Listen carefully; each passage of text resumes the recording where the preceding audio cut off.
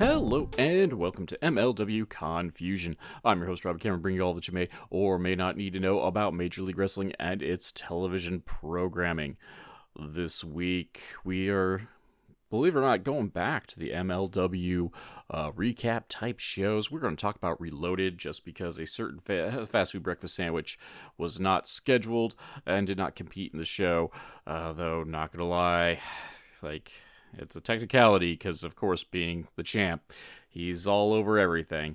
But whatever, we're gonna do this and probably ignore Super Fight and whatnot. Let's talk about the news heading into Super Fight though. At least the things that are coming up this week. First of which is the House of Duran is coming to Super Fight. There's no surprise there, as one of the background storylines is what happened to Selena De La Renta's baby daddy, and by proxy, what happened to the baby, because the baby's kidnapped for 30 seconds. But the House of Duran, the entirety, is being advertised, so that includes Cesar, Selena De La Renta, and baby daddy, who now has a name, De Oro, is scheduled to be there as well. This is going to be a recurring theme in advertising, which I've brought up before a handful of times, but advertising something that hasn't been cleared storyline wise yet, so it makes no sense as to why this would happen. In this case, they're advertising Doro, and as far as we know, he's still kidnapped. Even spoiler alert, as we go tonight, he is still missing at this point. The other chunk that goes along with it is the addition of Alex Kane to the world title match at Super Fight as well. These are all of course, center stage, Atlanta, Georgia, Saturday, February 8th. But Alex Kane is still fired. Don't get me wrong, Alex Kane is one of my favorite guys in MLW. I definitely don't want to see him gone. But he's storyline wise is fired. How's he getting a title opportunity? I thought that was something that stuck out, and it's not really sufficiently been explained to me. But whatever.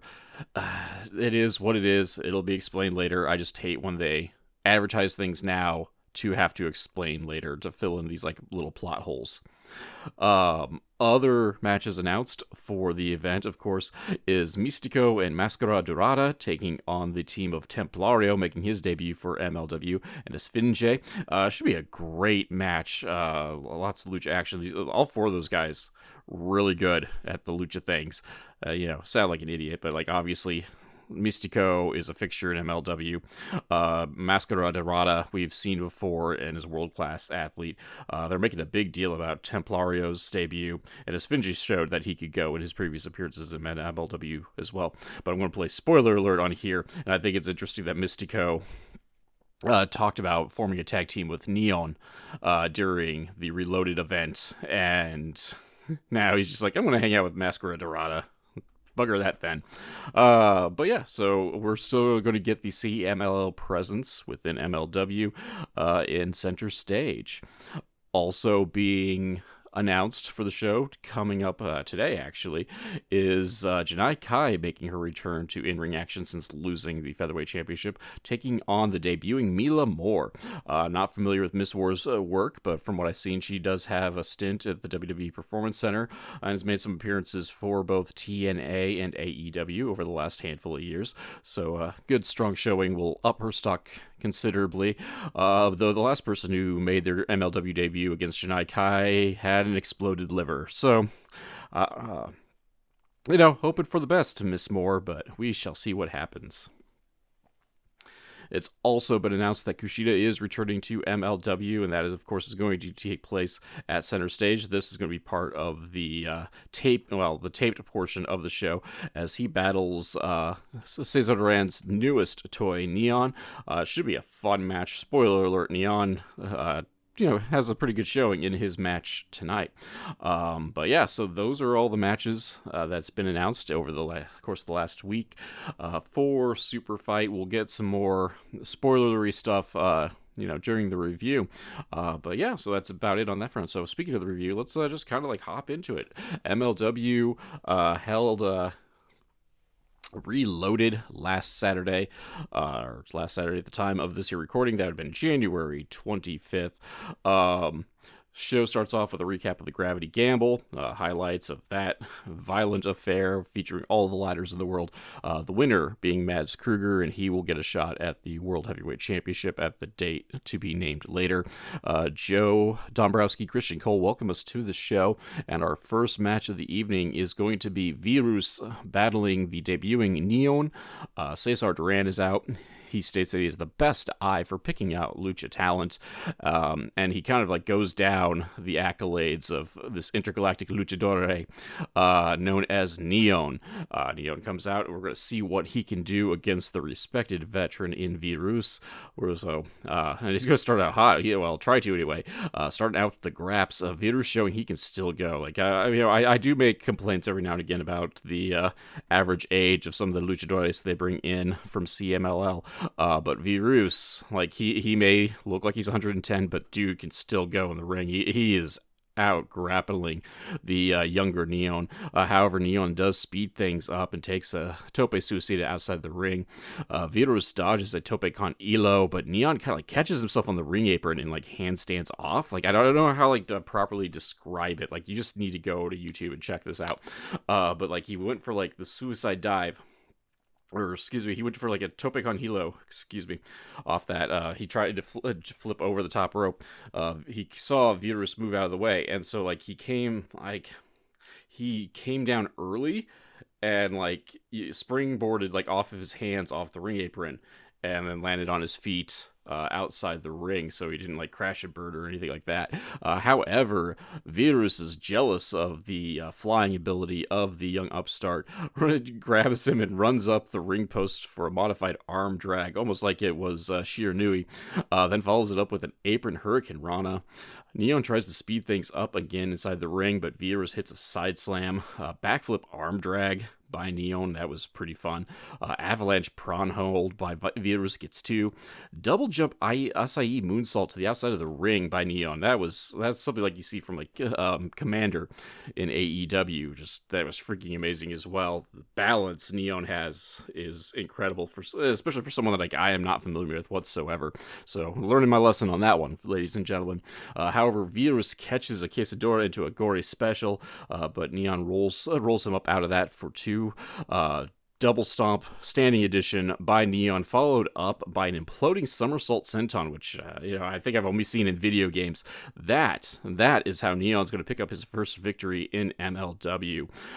Neon, your winner, taking out the veteran in Virus, and that was a fun match. It's a match of good lucha things. If you enjoy lucha libre, this match is going to be a good match to get the crowd going and build the excitement for the evening. I think, as I said, I wasn't really familiar with Neon's work, but dude showed he can go, and of course Virus is one of those legends that, despite his age, showed that he's still got it. He can still compete at a high level as well. Following that, we get a hype video for Kushida. He is coming up at the Super Fight tapings to cover that at the start of the show. Following this, we get a promo from Akira. He talks about how 2024 started out great, but it came crashing down and it hurts inside. The Death Fighter, is the deathmatch champion in Japan, but in MLW, he just keeps losing and losing and losing. And Akira's being the good guy about these things. And he's done. The Death Fighter, he's dead. He's gone. Now is the time of the Psycho Samurai. So the next level of evolution for Akira coming up here. We will see how that turns out for him, because he was the next big thing of MLW and then just kind of stalled out after that. So hopefully things pick up for him, because he is the big Japan deathmatch champion. In Big Japan. Just gonna not contradict myself, but just repeat myself ad nauseum. Our second match of the evening is Shigeo Okamura, one half of the tag team champions of Cozimax, taking on the returning Dark Panther.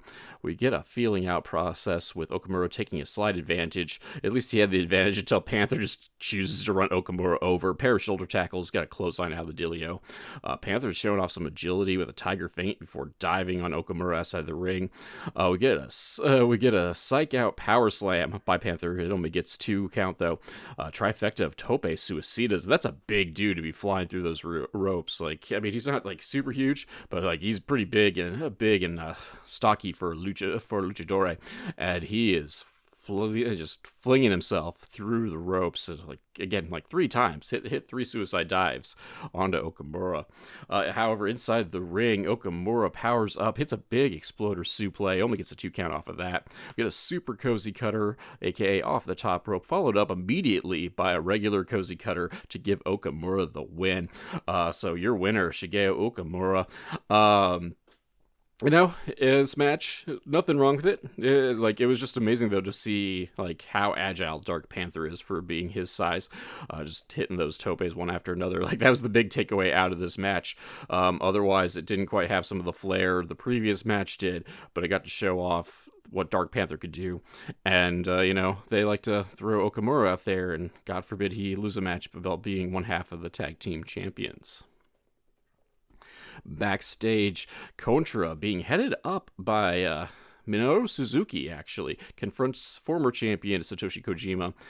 He basically just kind of like puts over how Kojima is this lone warrior, doesn't have his belt anymore, but he still has that fighting spirit. He kind of lays out like a half-heartedly worded invitation to join Contra to Kojima, basically just saying like that Kojima can't be a lone wolf forever, that, they'll come around one way or another. Kojima just kind of like walks off silent. It is announced that Kojima will be getting his rematch against our favorite fast food breakfast sandwich in a triple threat match that also includes Alex Kane at Super Fight 6. That is February 8th, 2025.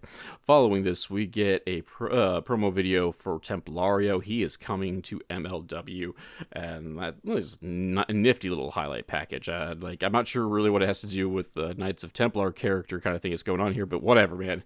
It was a cool video, and I am looking forward to the debut of Templario. Backstage, Stingray himself, Paul Walter Hauser, and his trainer mentor Paul London are checking up on each other backstage in the locker room. Both have had their issues with the Rogue Horsemen, have been beaten up in one way, shape, or form. They're talking about their Texas Tornado match here tonight, and Paul London hopes that Helen Hunt shows up, and Stingray is confused about this but it's kind of like a dad joke about Twister, Texas Tornado, Twisters, etc. All I know is that I would have 1,000% more interest in MLW doings if we replaced Eric Bischoff with Helen Hunt. Just throwing it out there.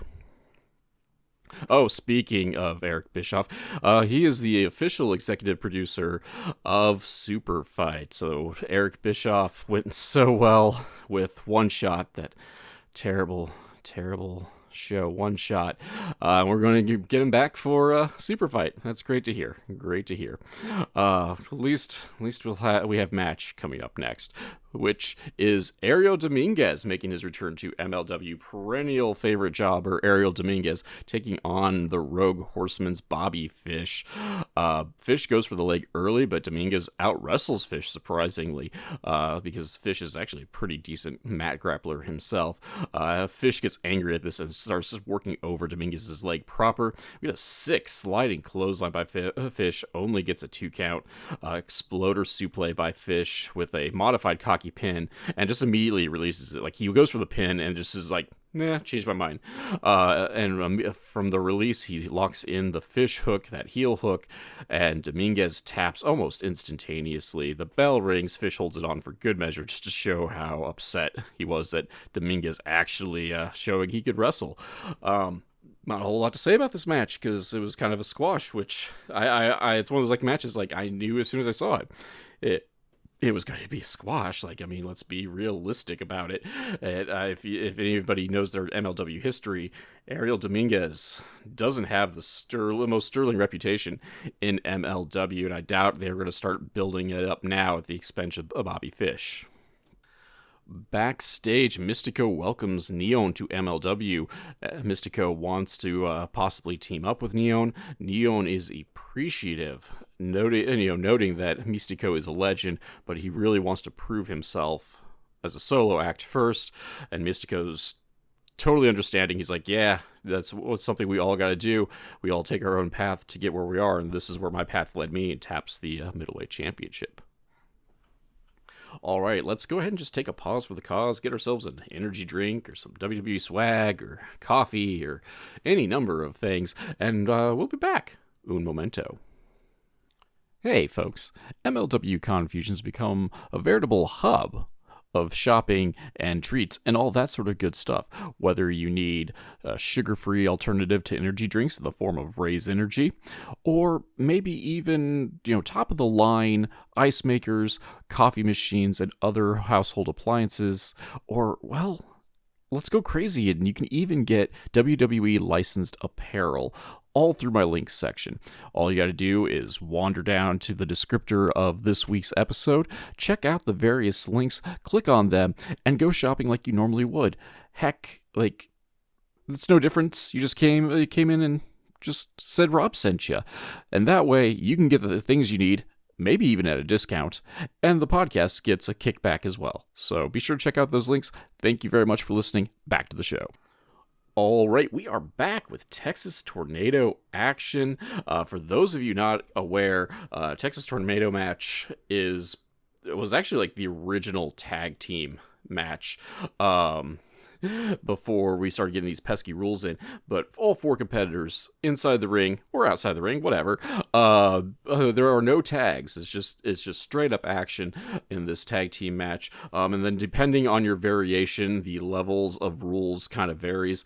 In like the strictest sense, there should be rules, but in most Texas Tornado tag matches, it's kind of just treated as as a street fight.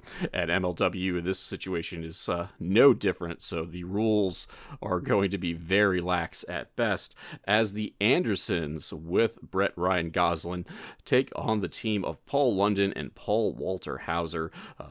Stingray continuing his streak of Gaga matches against the Rogue Horsemen, who both London and Stingray have had issues with over the last few months.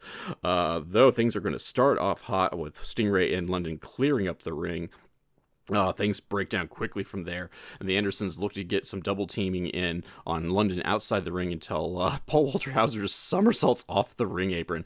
I mean, I'm not going to lie, I didn't see that one coming. Inside the ring, a spinning heel kick by London on CW gets a 2 count. Brett Ryan Goslin, who'd been on commentary up until this point, gets some handcuffs out and handcuffs London to the ropes. He does manage to get loose randomly and attacks the Andersons, but gets re-handcuffed later on by CW. From there, it's just all the double team work on Paul Walter Hauser, who is not giving up.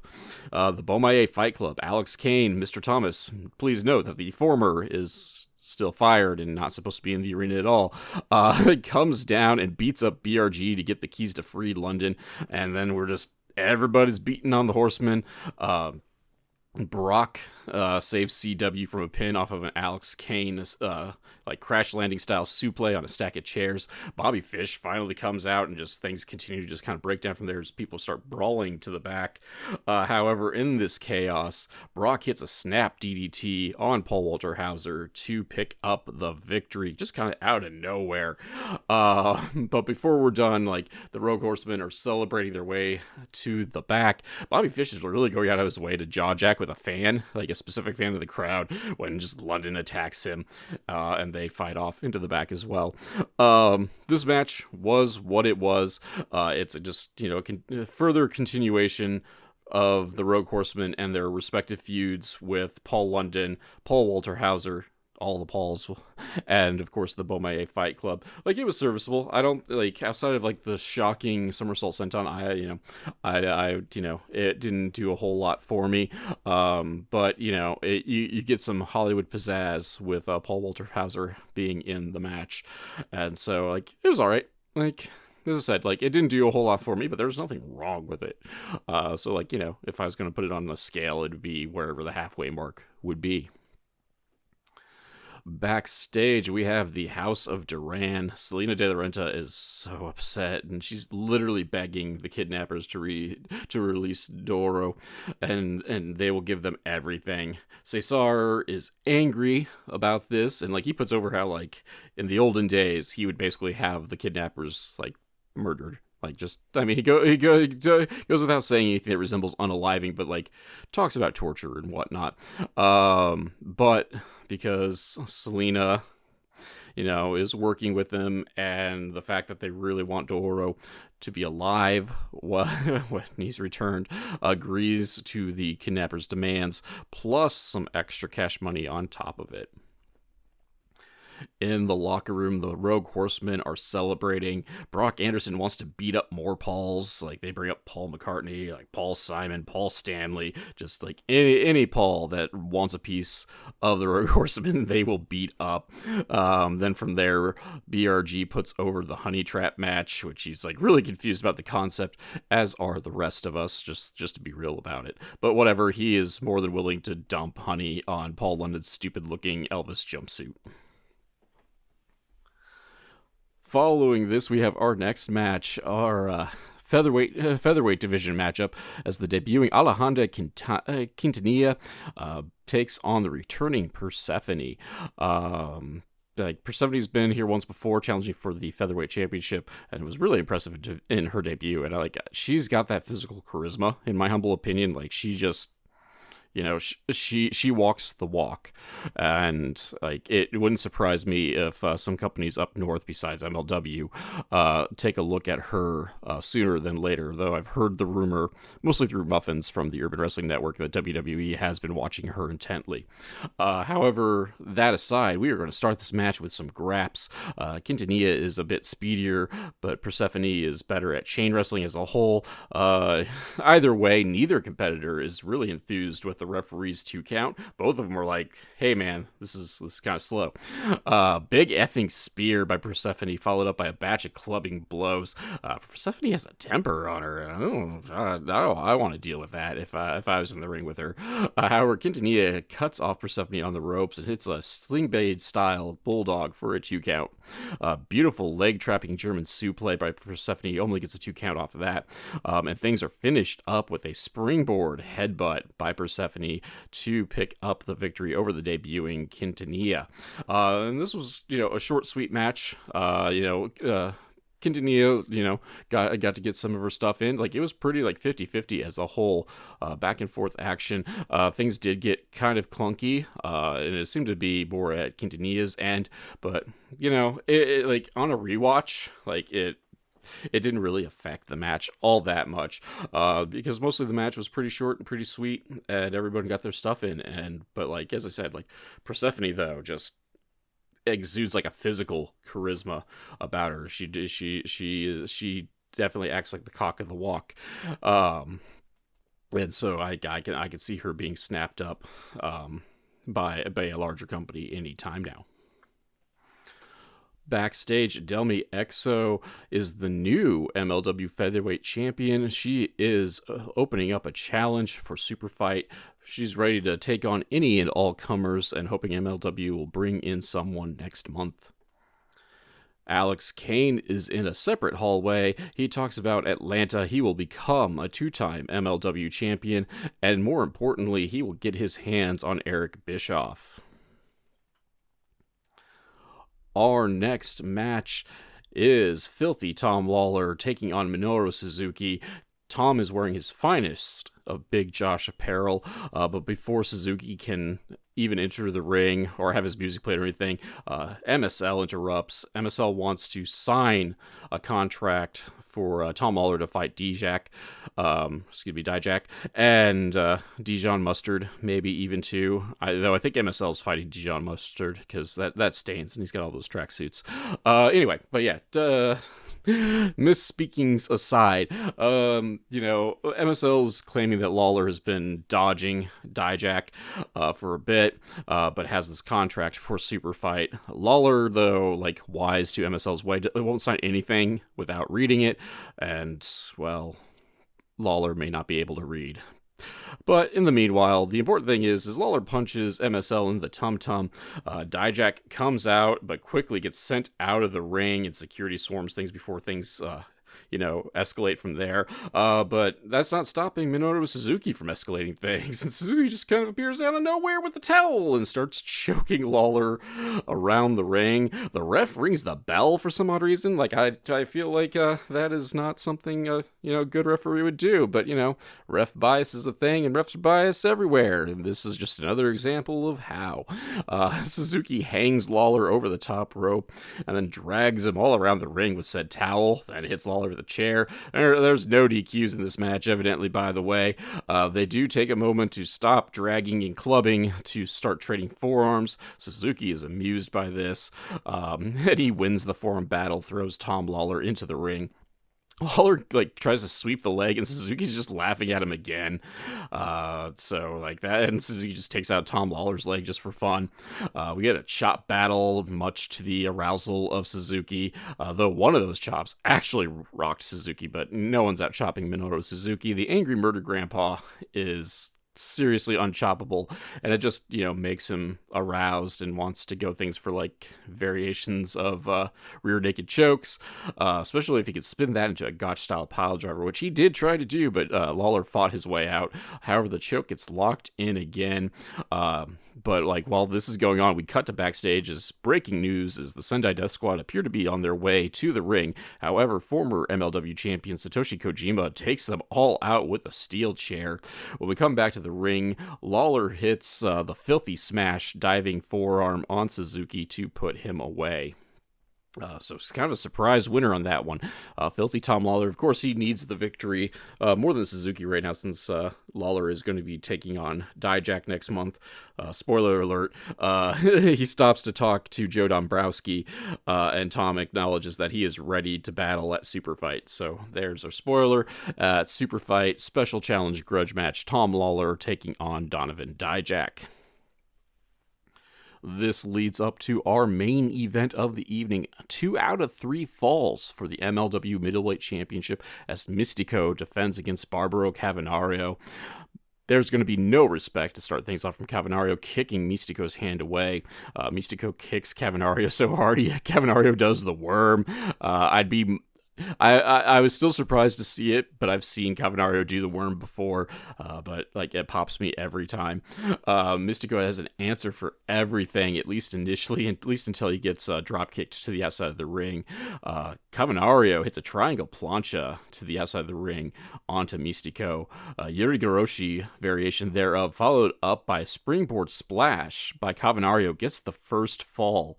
As we get ready for the second fall, Mistico is complaining to the referee that it was only 2, and just immediately gets donked with a big boot, which I found to be hilarious. Mistico gets his master moved on the top turnbuckle. Luckily, that would be a DQ if the ref saw it, but luckily Cavernario strategically placed his body between Mistico and the referee.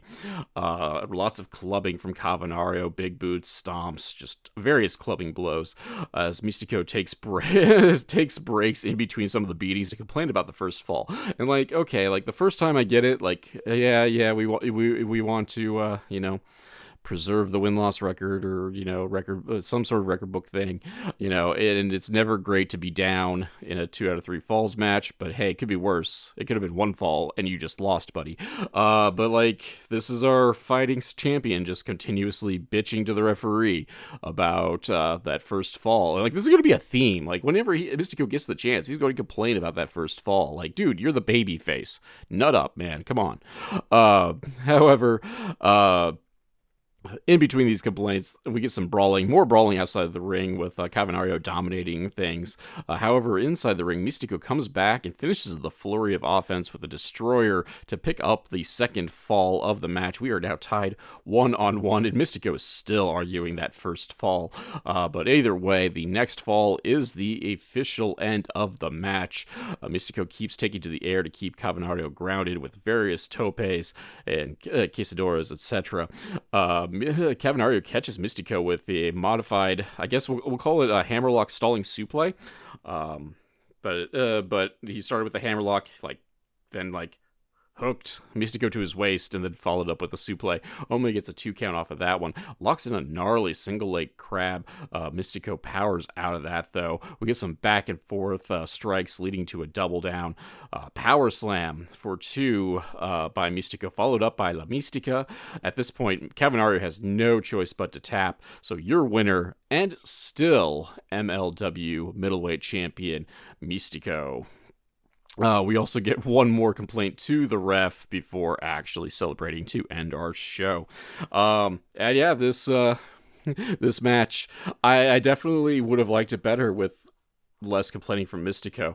It kind of like reminds me of like some of his younger days when there was complaints about him being a diva, and this has kind of like come to the forefront, and it's like kind of like took me out of the match. And really, like, don't get me wrong, like I've complained, like I've been bored with Mistico's title reign now for a couple of months, and would have loved to see Barbaro Cavernario pick up the victory and win the championship.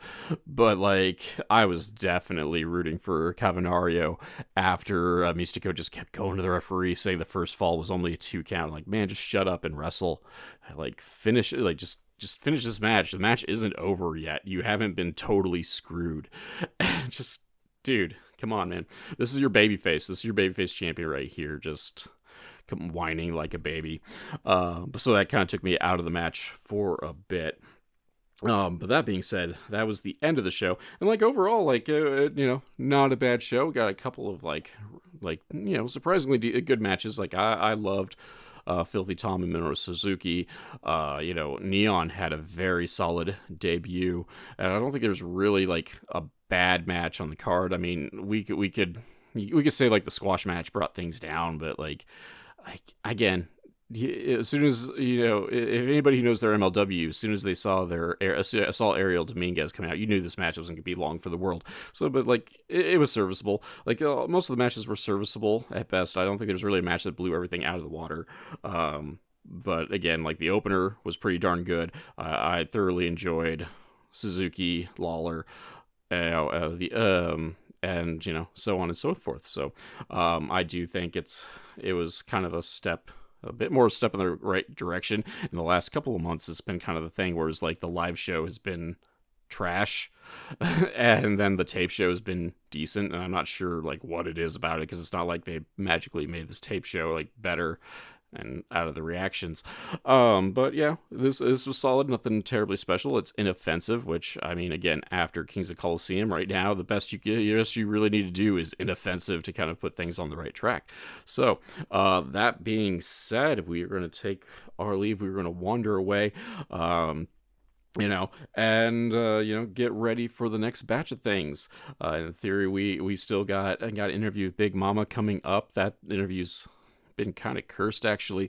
Got John Wayne Murdoch to come up on the show too. He'll be here on in a couple weeks. Got a special surprise show brewing in the works, and then we'll see how the taped show for MLW's Super Fight goes, and whether that one gets reviewed or not, but we will wing it. We'll figure things out. In the meanwhile, guys, thank you all for giving this a listen. Do appreciate it. Stay tuned for the plugs and the best way to help out this here tiny little podcast, and I'll catch you all next week.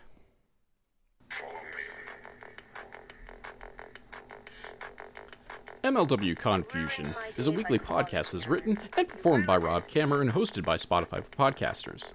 MLW Confusion is part of the Urban Wrestling Network, and you can check them out and check out the Major League Pod on YouTube at Urban Wrestling NW. The background music for this section is Ruined by Day, performed by Alan Schroeder. If you enjoyed this podcast and would like to support, please like, subscribe, and tell your friends, family, and enemies. Leaving a review is also helpful. Word of mouth advertisement is very important for small podcasts such as this.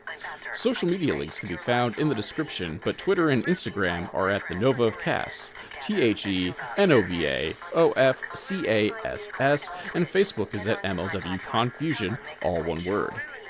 If you'd like to support monetarily and help upgrade my equipment, please check out my virtual chip jar at ko-fi.com/Casanova.